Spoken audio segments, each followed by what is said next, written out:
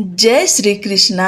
आप सभी को श्रावण पूर्णिमा की ढेर सारी शुभकामनाएं। सावन माह भगवान शिव का प्रिय महीना है। मान्यता है कि इस महीने में भगवान शिव और माता पार्वती पृथ्वी पर भ्रमण करते हैं और अपने भक्तों के कष्टों को दूर करते हैं। सावन पूर्णिमा का दिन विशेष रूप से शुभ माना जाता है क्योंकि इस दिन पवित्र नदियों में स्नान, दान, तर्पण और भगवान शिव की पूजा से कई गुना पुण्य फल की प्राप्ति होती है। इस दिन रक्षाबंधन का पर्व भी मनाया जाता है जो भाई बहन के पवित्र रिश्ते को मजबूत करता है। साथ ही सावन पूर्णिमा को भगवान सत्यनारायण की पूजा का भी विशेष महत्व है जिससे धन, वैभव और सुखी जीवन की प्राप्ति होती है। आपको बता दें कि सावन पूर्णिमा का व्रत 8 अगस्त 2025 दिन शुक्रवार को रखा जाएगा और स्नान दान की पूर्णिमा 9 अगस्त को है और इसी दिन रक्षाबंधन का त्योहार भी मनाया जाएगा। आप सभी को रक्षाबंधन और सावन पूर्णिमा की ढेर सारी शुभकामनाएं। भगवान का ध्यान करते हुए आप सब सावन पूर्णिमा की कथा को सुने। पूर्णमासी व्रत कथा।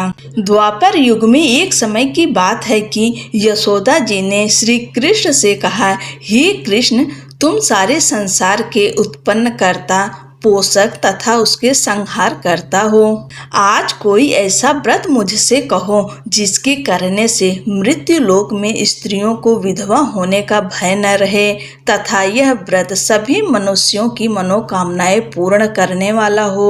श्री कृष्ण कहने लगे, हे माता, तुमने अति सुंदर प्रश्न किया है। मैं तुमसे ऐसे ही व्रत को सविस्तार कहता हूँ। सौभाग्य की प्राप्ति के लिए स्त्रियों को 32 पूर्णमासियों का व्रत करना चाहिए। इस व्रत के करने से स्त्रियों को सौभाग्य संपत्ति मिलती है। यह व्रत अचल सौभाग्य देने वाला एवं भगवान शिव के प्रति मनुष्य मात्र की भक्ति को बढ़ाने वाला है। यशोदा जी कहने लगी, हे कृष्ण, सर्वप्रथम इस व्रत को मृत्यु लोक में किसने किया था? इसके विषय में विस्तार पूर्वक मुझसे कहो। श्री कृष्ण जी कहने लगे, इस भूमंडल पर एक अत्यंत प्रसिद्ध राजा चंद्रहास से पालित अनेक प्रकार के रत्नों से परिपूर्ण कातिका नाम की एक नगरी थी। वहां पर धनेश्वर नाम का एक ब्राह्मण रहता था और उसकी स्त्री अति सुशीला रूपवती थी। दोनों ही उस नगरी में बड़े प्रेम के साथ रहते थे। घर में धन धान्य आदि की कमी नहीं थी। उनको एक बड़ा दुख था कि उनके कोई संतान नहीं थी। इस दुख से वह अत्यंत दुखी रहते थे। एक समय एक बड़ा तपस्वी योगी उस नगरी में आया। वह योगी उस ब्राह्मण के घर को छोड़कर अन्य घरों से भिक्षा लाकर भोजन किया करता था। रूपवती से वह भिक्षा नहीं लिया करता था। उस योगी ने एक दिन रूपवती से भिक्षा न लेकर किसी अन्य घर से भिक्षा लेकर गंगा किनारे जाकर भिक्षान होकर प्रेम पूर्वक खा रहा था कि धनेश्वर ने योगी का यह सब कार्य किसी प्रकार से देख लिया। अपनी भिक्षा के अनादर से दुखी होकर धनेश्वर योगी से बोला, महात्मन, आप सब घरों से भिक्षा लेते हैं परंतु मेरे घर की भिक्षा कभी भी नहीं लेते, इसका कारण क्या है? योगी ने कहा कि निसंतान के घर की भीख पतितों के अन्न के तुल्य होती है और जो पतितों का अन्न खाता है वह भी पतित हो जाता है। चूंकि तुम निसंतान हो अतः पतित हो जाने के भय से मैं तुम्हारे घर की भिक्षा नहीं लेता हूँ। धनेश्वर यह बात सुनकर अपने मन में बहुत दुखी हुआ और हाथ जोड़कर योगी के पैरों पर गिर पड़ा तथा आर्त भाव से कहने लगा, हे महाराज, यदि ऐसा है तो आप मुझको पुत्र प्राप्त का उपाय बताइए। आप सर्वज्ञ हैं, मुझ पर अवश्य ही यह कृपा कीजिए। धन की मेरे घर में कोई कमी नहीं है परंतु मैं पुत्र न होने के कारण अत्यंत दुखी हूँ। आप मेरे इस दुख का हरण करें। आप सामर्थ्यवान है। यह सुनकर योगी कहने लगे, हे ब्राह्मण, तुम चंडी की आराधना करो। घर आकर उसने अपनी स्त्री से सब वृत्तांत कहा और स्वयं तप के निमित्त वन में चला गया। वन में जाकर उसने चंडी की उपासना की और उपवास किया। चंडी ने 16वें दिन उसको स्वप्न में दर्शन दिया और कहा, हे धनेश्वर, जा तेरे पुत्र होगा, परंतु वह 16 वर्ष की आयु में ही मृत्यु को प्राप्त हो जाएगा। यदि तुम दोनों स्त्री पुरुष 32 पूर्णमासियों का व्रत विधि पूर्वक करोगे तो वह दीर्घायु होगा। जितनी तुम्हारी सामर्थ्य हो आटे के दिए बनाकर शिव जी का पूजन करना, परंतु पूर्णमासी को 32 हो जाने चाहिए। प्रातः काल होने पर इस स्थान के समीप ही तुम्हें एक आम का वृक्ष दिखाई देगा। उस पर तुम चढ़कर एक फल तोड़कर शीघ्र अपने घर ले जाना। अपनी स्त्री से सब वृत्तांत कहना। ऋतु स्नान के पश्चात वह स्वच्छ होकर श्री शंकर जी का ध्यान करके उस फल को खा लेगी। तब भगवान शंकर की कृपा से उसको गर्भ हो जाएगा।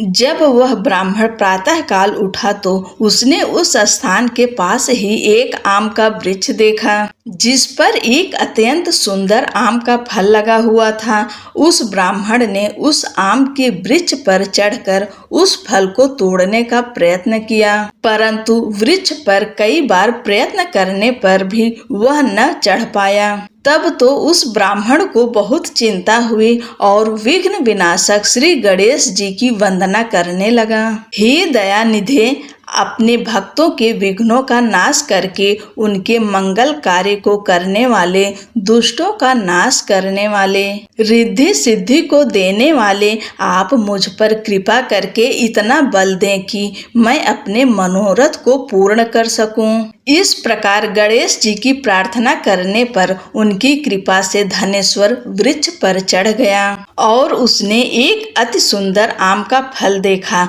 उसने विचार किया कि जो वरदान से फल मिला था वह यह है और कोई फल दिखाई नहीं देता। उस धनेश्वर ब्राह्मण ने जल्दी से उस फल को तोड़कर अपनी स्त्री को लाकर दिया और उसकी स्त्री ने अपने पति के कथनानुसार उस फल को खा लिया और वह गर्भवती हो गई। देवी जी की असीम कृपा से उसे एक अत्यंत सुंदर पुत्र उत्पन्न हुआ, जिसका नाम उन्होंने देवीदास रखा। माता पिता के हर्ष और शोक के साथ वह बालक शुक्ल पक्ष के चंद्रमा की भांति अपने पिता के घर में बढ़ने लगा। भवानी की कृपा से वह बालक बहुत ही सुंदर, सुशील और विद्या पढ़ने में बहुत ही निपुण हो गया। दुर्गा जी की आज्ञा अनुसार उसकी माता ने 32 पूर्णमासी का व्रत रखना प्रारंभ कर दिया था, जिससे उसका पुत्र बड़ी आयु वाला हो जाए। 16वां वर्ष लगते ही देवीदास के माता पिता को बड़ी चिंता हो गई कि कहीं उनके पुत्र की इस वर्ष मृत्यु न हो जाए। इसलिए उन्होंने अपने मन में विचार किया कि यदि यह दुर्घटना उनके सामने हो गई तो वे कैसे सहन कर सकेंगे। अस्तु उन्होंने देवीदास के मामा को बुलाया और कहा कि हमारी इच्छा है कि देवीदास 1 वर्ष तक काशी में जाकर विद्या अध्ययन करें और उसको अकेला भी नहीं छोड़ना चाहिए। इसलिए साथ में तुम चले जाओ और 1 वर्ष के पश्चात इसको वापस लौटा लाना। सब प्रबंध करके उसके माता पिता ने काशी जाने के लिए देवीदास को एक घोड़े पर बैठाकर उसके मामा को उसके साथ कर दिया, किंतु यह बात उसके मामा या किसी और से नहीं कही। धनेश्वर ने सपत्नीक अपने पुत्र की मंगल कामना तथा दीर्घायु के लिए भगवती दुर्गा की आराधना और पूर्णमासियों का व्रत करना आरंभ कर दिया। इस प्रकार बराबर 32 पूर्णमासी का व्रत पूरा किया। कुछ समय पश्चात एक दिन वह दोनों मामा और भांजा मार्ग में रात्रि बिताने के लिए किसी ग्राम में ठहरे हुए थे। उस दिन उस गांव में एक ब्राह्मण की अत्यंत सुंदरी, सुशीला, विदुषी और गुणवती कन्या का विवाह होने वाला था। जिस धर्मशाला के अंदर वर और उसकी बारात ठहरी हुई थी, उसी धर्मशाला में देवीदास और उसके मामा भी ठहरे हुए थे। संयोगवश कन्या को तेल आदि चढ़ाकर मंडप आदि का कृत्य किया गया तो लग्न के समय वर को धनुर्वात हो गया। अस्तु वर के पिता ने अपने कुटुंबियों से परामर्श करके निश्चय किया कि यह देवीदास मेरे पुत्र जैसा ही सुंदर है, मैं इसके साथ ही लग्न करा दूं और बाद में विवाह के अन्य कार्य मेरे लड़के के साथ हो जाएगा। यह सोचकर देवीदास के मामा से जाकर बोला कि तुम थोड़ी देर के लिए अपने भांजे को हमें दे दो, जिससे विवाह के लग्न का सब कृत्य सुचारू रूप से हो सके। तब उसका मामा कहने लगा कि जो कुछ भी मधुपर्क आदि कन्यादान के समय वर को मिले वह सब हमें दे दिया जाए, तो मेरा भांजा इस बारात का दूल्हा बन जाएगा।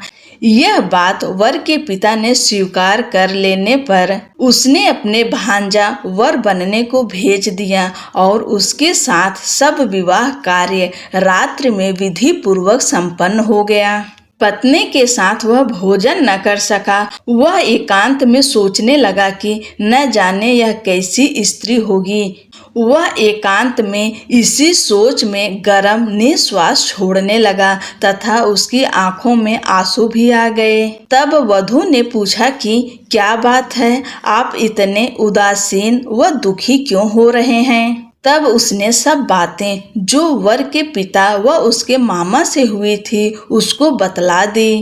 तब कन्या कहने लगी कि यह ब्रह्म विवाह के विपरीत कैसे हो सकता है।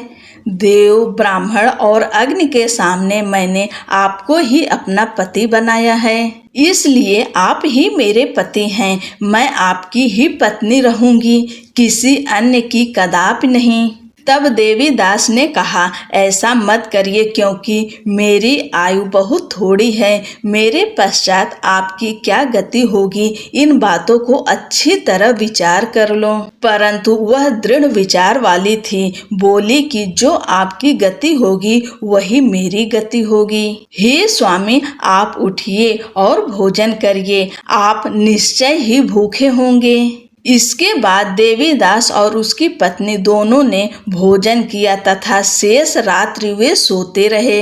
प्रातःकाल देवीदास ने अपनी पत्नी को 3 नगों से जड़ी हुई एक अंगूठी दी, एक रुमाल दिया और बोला, हे प्रिय, इसे लो और संकेत समझकर स्थिर चित्त हो जाओ।